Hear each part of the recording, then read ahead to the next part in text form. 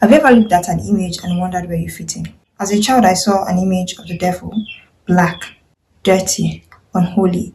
And then I saw an image of God, the Holy Spirit, and they were white, they were pure, they were holy. And that got me thinking, if skin color mean anything, then I look a lot closer to the devil than to God. And that stuck with me. And today we need to talk about colorism, where it comes from, how it shows up, and how it pushes people to bleach their skin just to feel worthy. Hi, welcome or welcome back to Unlearning Diaries.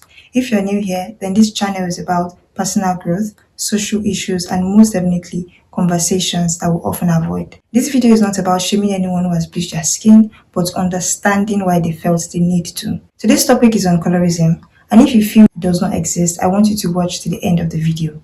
Colorism is prejudice or discrimination against people with darker skin, often within the same ethnic group or racial group. It shows up in who is considered attractive, who is considered desirable, who is treated gently, who is considered intelligent. And in Nigeria, colorism is very real, even if you don't call it by its name. The major root cause of colorism in Nigeria is colonialism. Across countries colonized by white Europeans, a similar pattern exists. White skin was associated with power, authority, intelligence. Dark skin was associated with servitude, labor, and inferiority.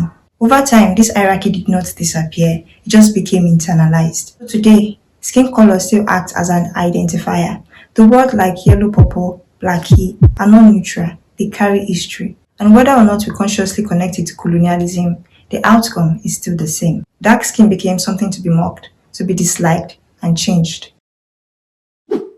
This is not because religion says dark skin is bad and evil, but because of representation. Growing up, many of us saw God, Jesus, even the angels portrayed as white, glowing, beautiful, while the devil is portrayed as black, dark, evil, everything opposite of holy. As a child, that messes with your mind.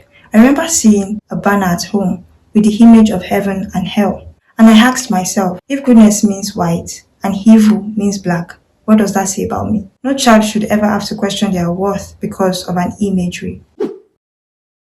We grew up watching Disney movies, or movies in general, where beauty was associated with fair skin. Darkness was associated with ugliness, deformity, crooked teeth, and so on. Even when the villain was pale, darkness was still used symbolically to represent evil. These ideas sink in early, long before we are old enough to challenge them. It often reinforces prejudice. I remember a senior in my secondary school who was mixed race. The way teachers treated her was noticeably different. She was treated delicately, like something precious, while the rest of us were treated harshly and nonchalantly. Even punishments were different. There were things that she would do that others would be beaten for. And it didn't stop there.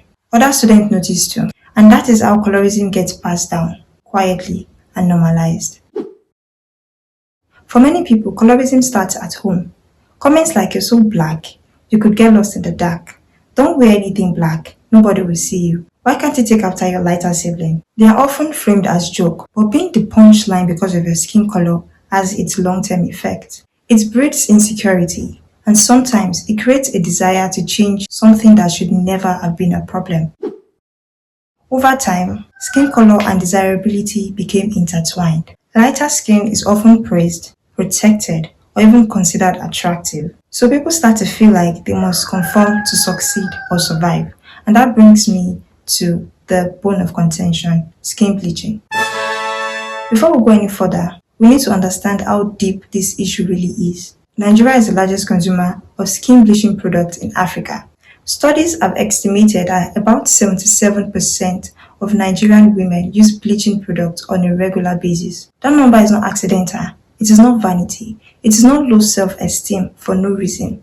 It is as a result of years or even generations of being told, directly or indirectly, that lighter skin was superior. And today, skin bleaching has been rebranded. The word toning, glowing, brightening, or even skin correction has been used to replace skin bleaching. But let's be honest, if 2 months ago you were black and today you are 4 shades lighter, that is bleaching. The rebranding exists to avoid accountability, to make it sound cleaner, softer, and more acceptable. but the intention and the damage remains the same.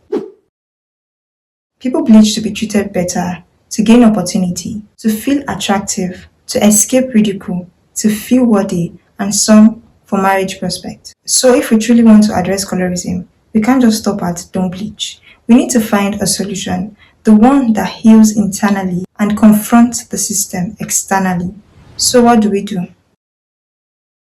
The first step is understanding this truth. Your flaws were never real, they were taught. Dark skin was framed as a problem, not because it is, but because the system needed it to be. You have to consciously unlearn that lie, and that starts with affirmation. Words like, I am beautiful, I am enough, I am worthy, I deserve to be loved, I am loved should be your daily mantra. At first, it might feel fake. That's okay. The lies were repeated to you over the years, and truth also needs repetition.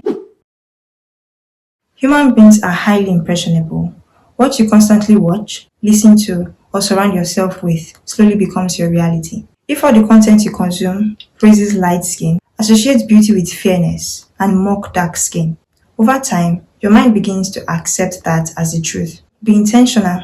Follow creators that look like you. Watch media that celebrates dark skin.